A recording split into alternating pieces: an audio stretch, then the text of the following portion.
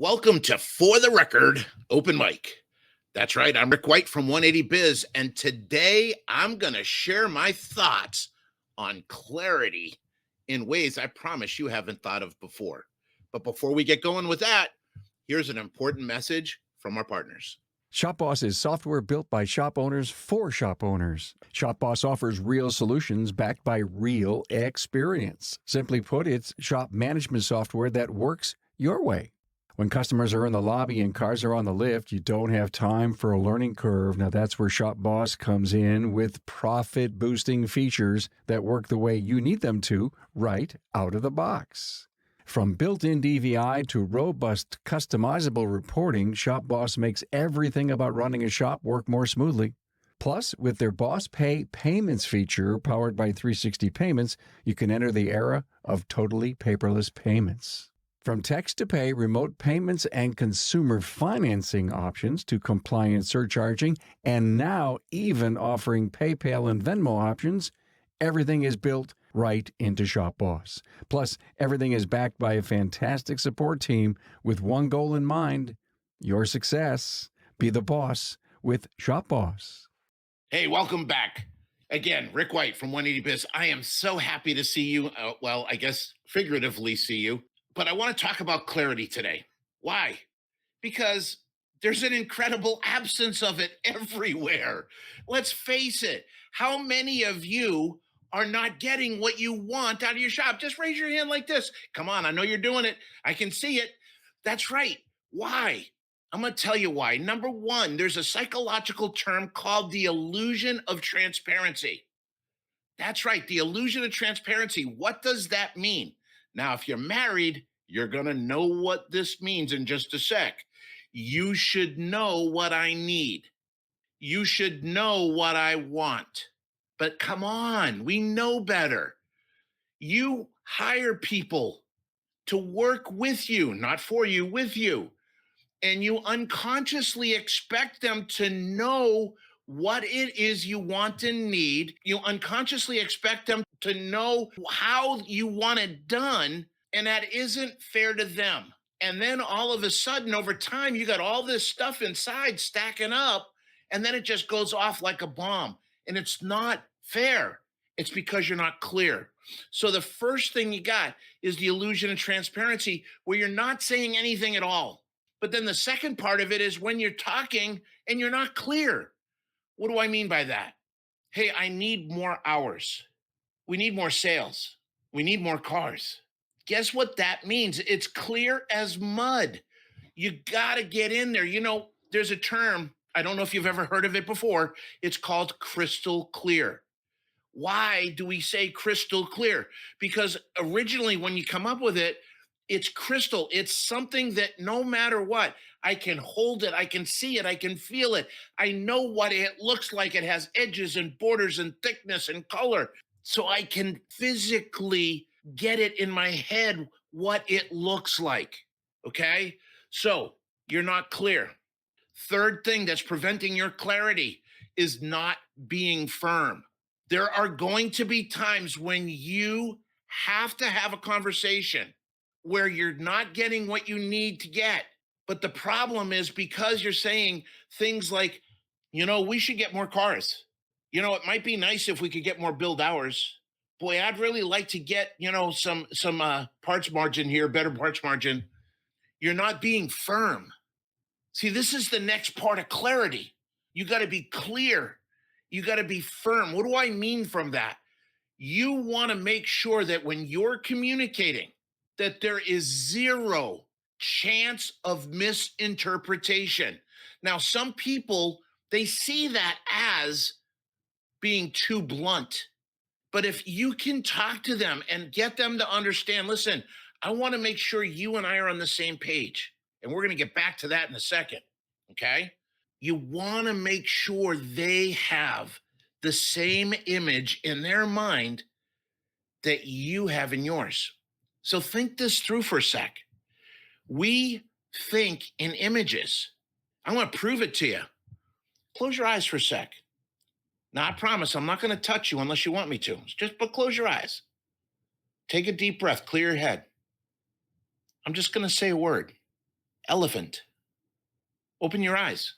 When you had your eyes closed and you heard that word, did the letters ELEPHANT scroll across your mind's eye? Or did a little gray pachyderm show up? And if it's any other color than gray, you may need help. But do you get what I'm saying? So when you're talking to everybody or anybody, we got to recognize that my goal, your goal, is to get the image that's in my mind in theirs. But here's the problem: there's distortion fields. What do I mean? Your upbringing, your morals, your education, your values, your beliefs, everything, your experiences, they create this distortion field.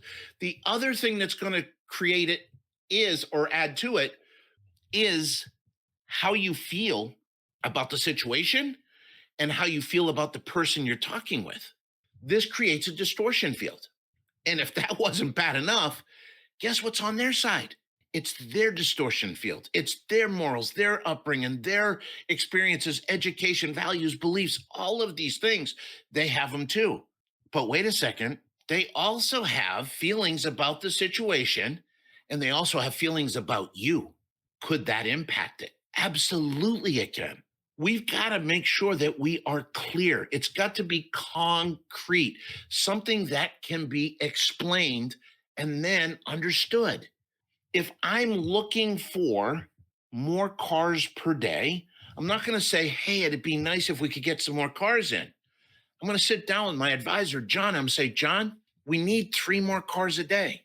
What can we do? What do you think we might be able to do to get those in here? And we're going to create a plan. Do you see what I'm saying? But now John understands clearly what my expectations and needs are. All right. Now, there's this really cool thing that I've been talking about with my clients, a phrase, and I call it visual definitions. Let me explain to you what it looks like. You're training an advisor and you're telling them how you want things done. You're telling them how you want things done. You're telling them how you want things done.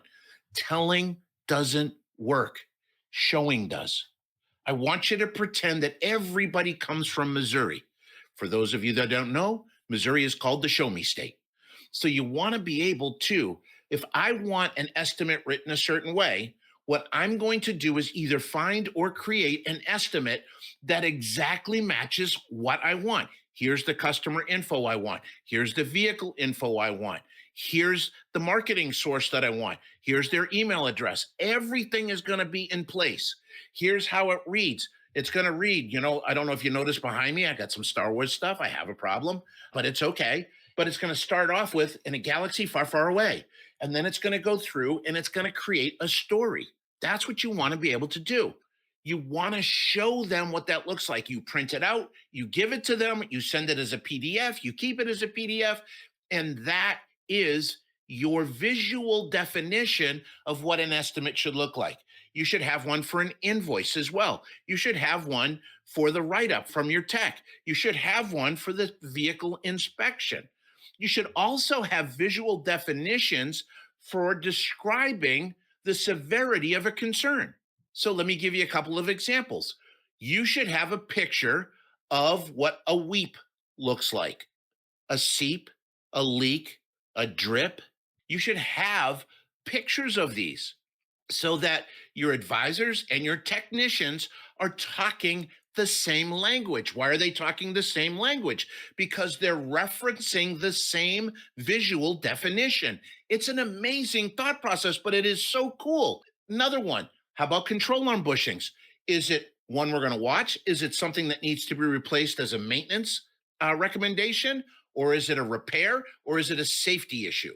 If you have these things set up and that level of clarity in your shop, you know what you're going to find in your life? Your stress is a lot lower. Now, here's the thing when we're communicating. It's not enough to just say the words. That is not the goal of communication. The goal of communication is to make sure that whoever's listening to you has the same picture in their head that you have in yours. So how do we figure that out?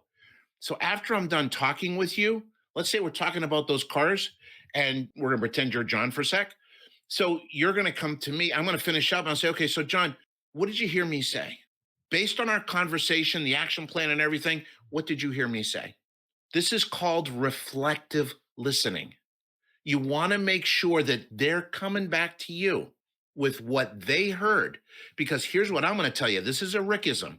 What you have to say is nowhere near as important as what they heard. Please get that, okay? It goes the other way. When someone's talking to you and you're listening, you listen, you ask questions, you dig in, but then you paraphrase at the end. So, John, this is what I understand you to say. Am I on the right track here? So you give them the opportunity to say yes, or, hey, you know something? This is a little bit off. Let's correct it. And you guys are walking away with the same image. Do you know what this takes? It takes a little bit of time, and it takes slowing down, not the shop. It takes slowing down right here.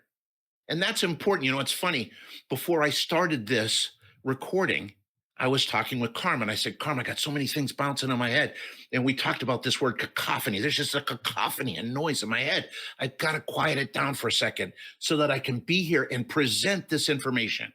You have that same issue.